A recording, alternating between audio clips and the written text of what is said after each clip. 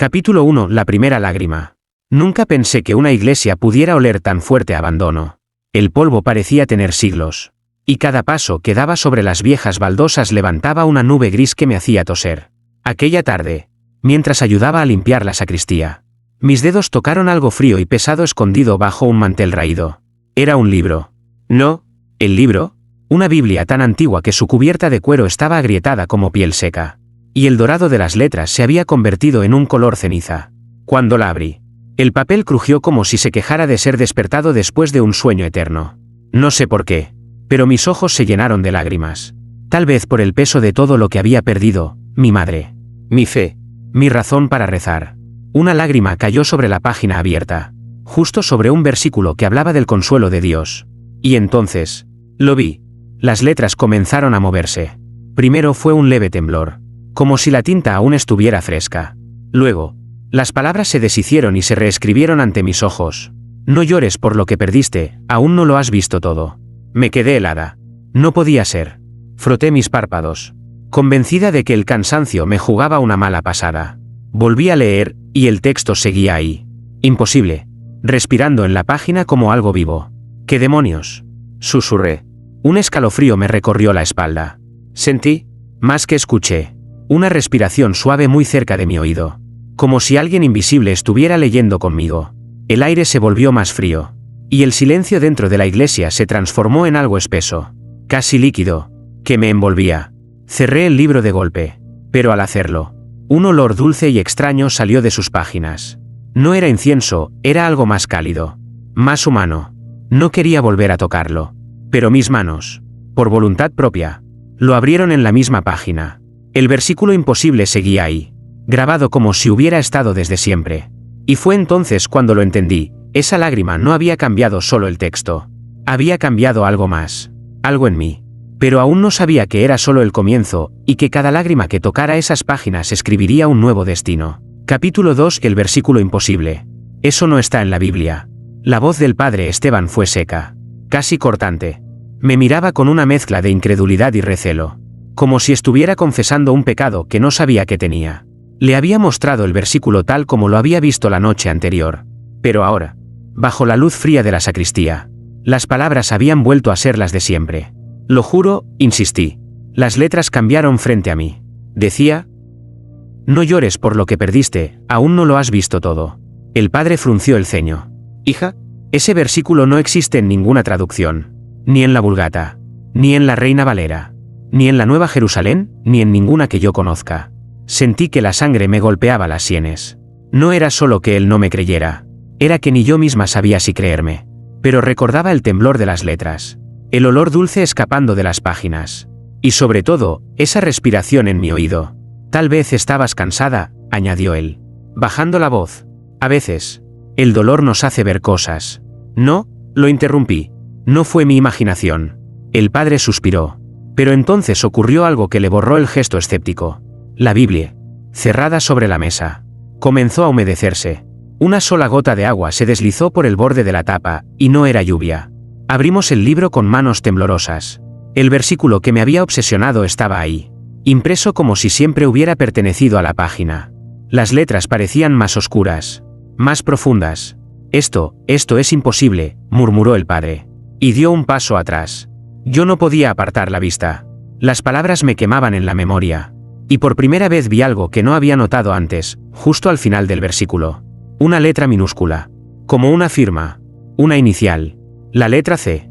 No supe por qué. Pero sentí un nudo en el estómago. Esa era mi inicial. Hija, dijo el padre Esteban, con voz baja, como si alguien pudiera escucharnos. Creo que debes dejar esta iglesia por unos... Capítulo 3. Lágrimas prestadas.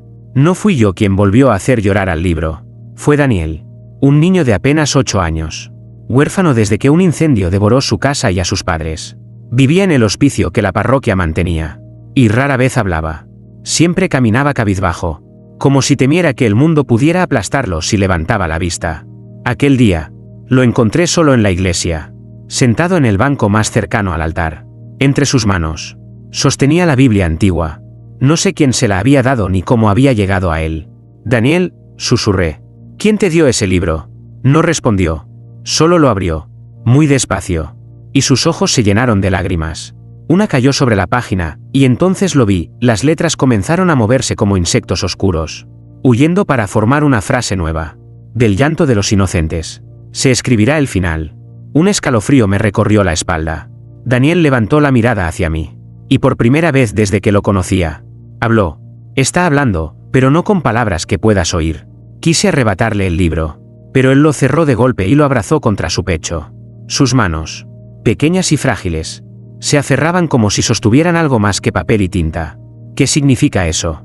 ¿Daniel?, pregunté, intentando mantener la calma. Que todavía no ha llorado suficiente gente, murmuró.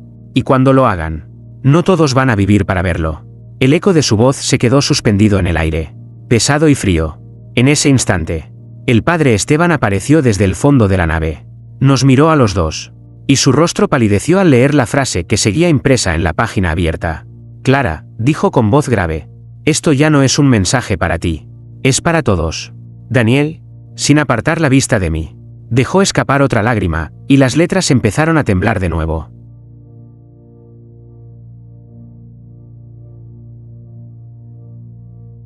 Capítulo 4. El hombre que no debía llorar. Nunca pensé que vería a Tomás de rodillas en una iglesia. Era un hombre con una reputación manchada de sangre y mentiras. Nadie sabía cuántas personas había traicionado. Pero todos sabían que su confesionario siempre estaba vacío, nunca se arrepentía. Sin embargo, esa tarde entró tambaleándose, con la camisa rota y la mirada perdida. El padre Esteban y yo nos miramos, sin saber si debíamos acercarnos o dejarlo ahí. Fue Daniel quien se levantó y, sin decir palabra, le puso la Biblia antigua entre las manos. No, dije con un hilo de voz. Él no debe. Pero ya era tarde. Tomás la sostuvo como si pesara toneladas. Al abrirla, algo en su rostro se quebró.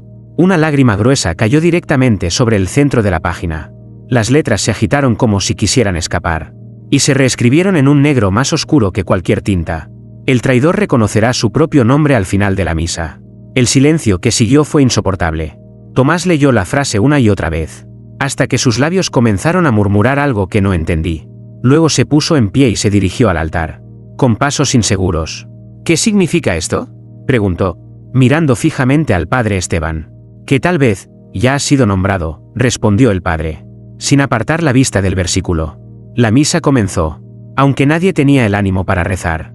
Cuando llegó el momento de la comunión, Tomás se arrodilló, y de su boca salió un susurro ahogado. Yo sé mi nombre. Un segundo después, su cuerpo se desplomó. No hubo gritos, solo un golpe sordo contra el suelo. Su rostro estaba pálido, los ojos abiertos, y en sus labios, un rastro de sangre. Miré hacia la Biblia. El versículo había desaparecido. En su lugar, una sola palabra ocupaba la página, escrita con tinta que parecía fresca. Daniel, desde el banco. Me miró con una calma inquietante y dijo, faltan más.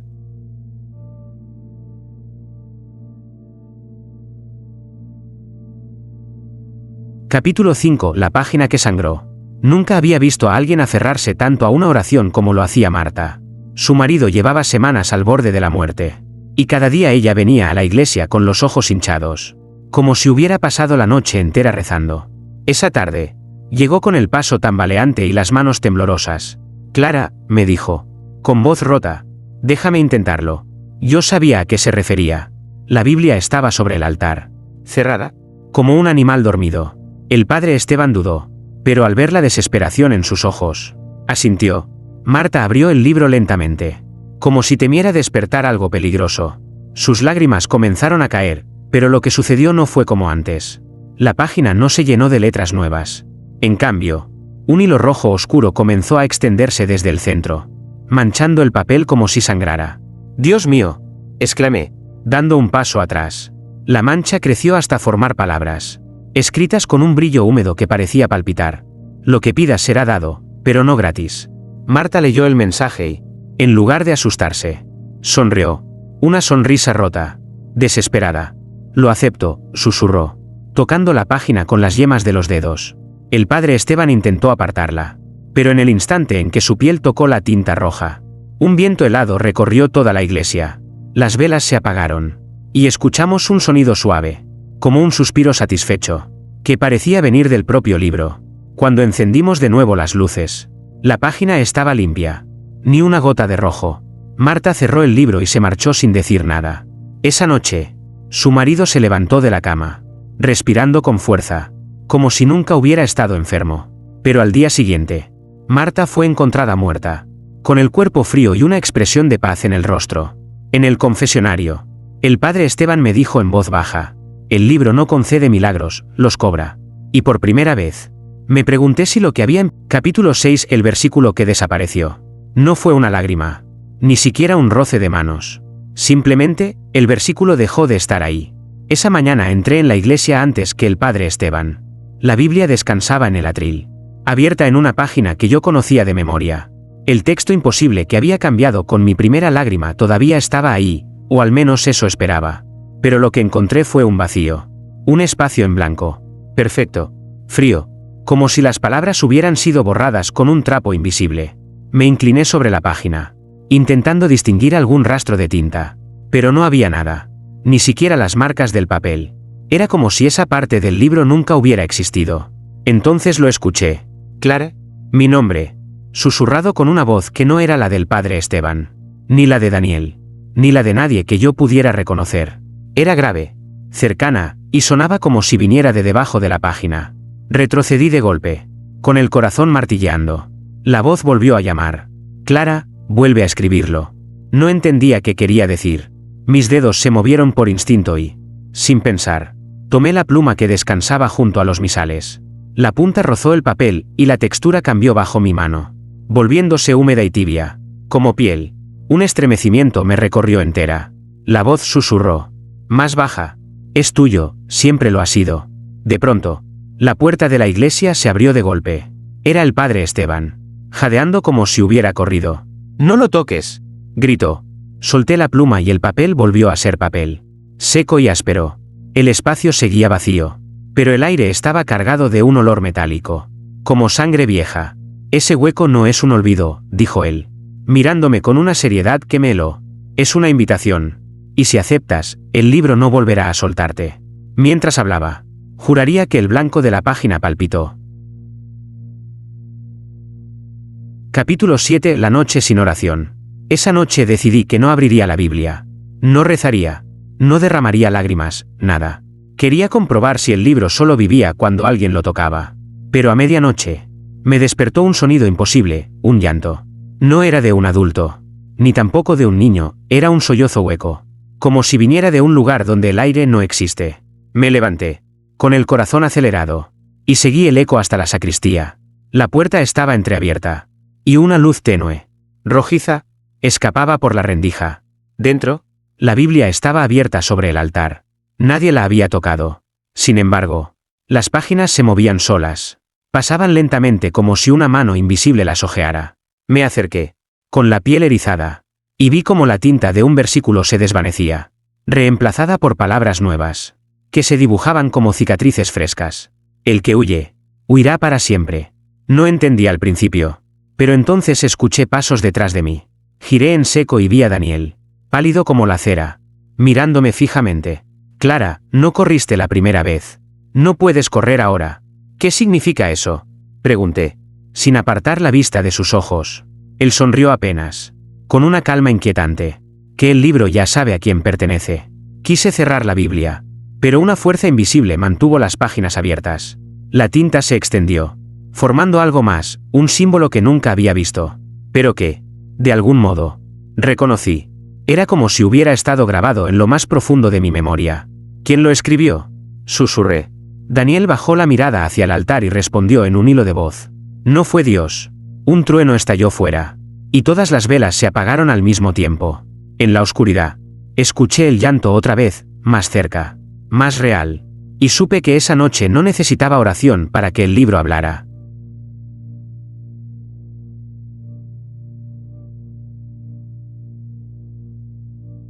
Capítulo 8. La lágrima que no era suya. Esa noche soñé con un rostro que nunca había visto, pero que sentí conocer desde siempre. No era humano del todo. Sus rasgos eran suaves, pero sus ojos parecían contener todo el cielo y todo el abismo al mismo tiempo. Y estaba llorando. Cada lágrima caía en un silencio absoluto, como si el mundo entero se detuviera para mirarla caer. Cuando tocaban el suelo, se convertían en palabras que yo no alcanzaba a leer. Intenté acercarme, pero el rostro habló sin mover los labios. No todas las lágrimas que ves son tuyas. Me desperté jadeando, con la sensación de que alguien acababa de apartarse de mi oído. La habitación estaba oscura, pero sentí la humedad antes de verla. Sobre mi mesa, la Biblia estaba abierta, empapada, como si hubiera llovido dentro de mi cuarto.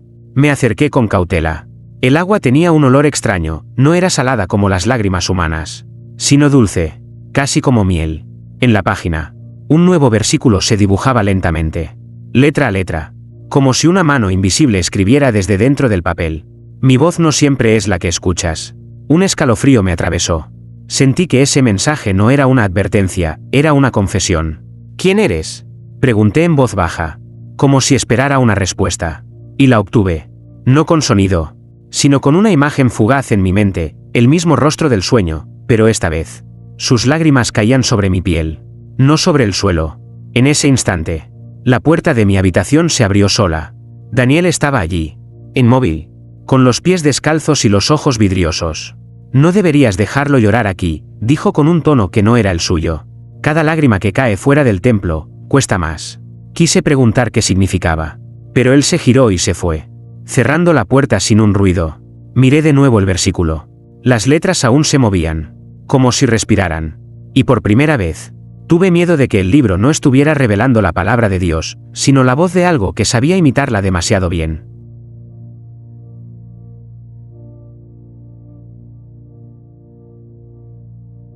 Capítulo 9. El sacerdote sin voz. La última vez que oí la voz del padre Esteban fue en la misa del domingo. Leía el Evangelio con su tono firme de siempre, cuando, de repente, se detuvo a mitad de una frase, como si las palabras se le hubieran quedado atrapadas en la garganta. Intentó continuar, pero de su boca no salió ni un suspiro.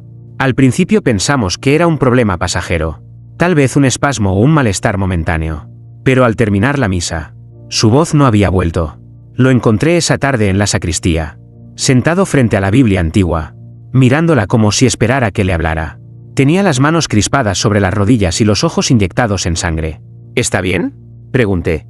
Él me hizo un gesto para que me acercara y, con una caligrafía temblorosa en una hoja suelta, escribió: «Cae, y verás lo que callan los cielos». Me quedé helada.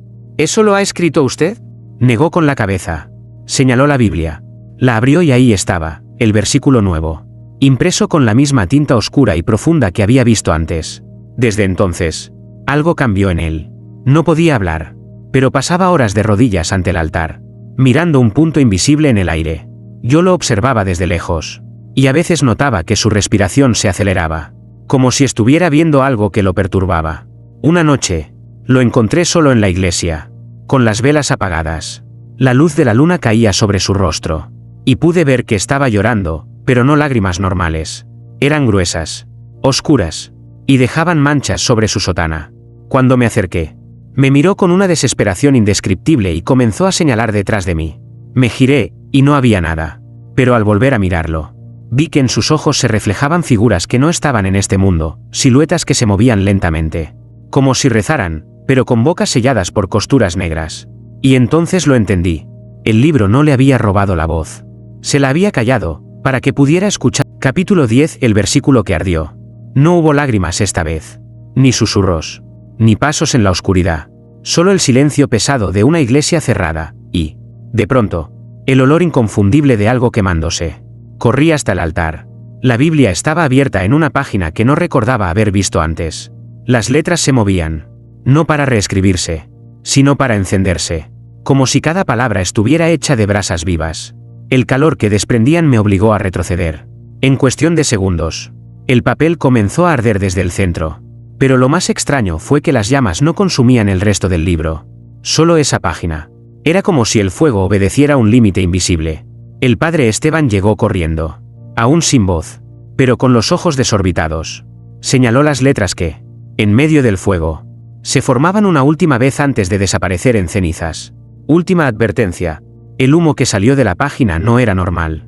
Tenía un color oscuro, denso, que se enroscaba en el aire como si buscara un camino hacia nosotros. Sentí que quería entrarme por la boca, por la nariz, por los ojos. Esteban me empujó hacia atrás y cerró el libro de golpe.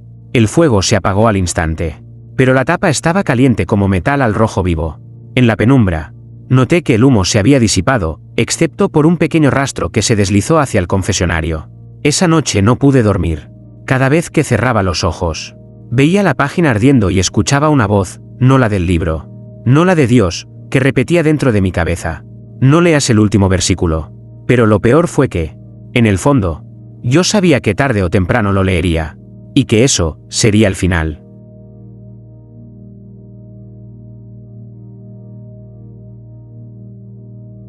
Capítulo 11. Lágrimas en la misa. No sé si fue casualidad o destino, pero ese domingo la iglesia estaba llena como nunca. Familias enteras, ancianos, niños, todos apretados en los bancos, respirando un aire espeso, como si la tormenta que se cernía sobre el pueblo hubiera decidido meterse también dentro del templo. El padre Esteban, aún sin voz, presidía la misa con una calma extraña. Yo, desde el lateral, observaba cada movimiento, cada gesto.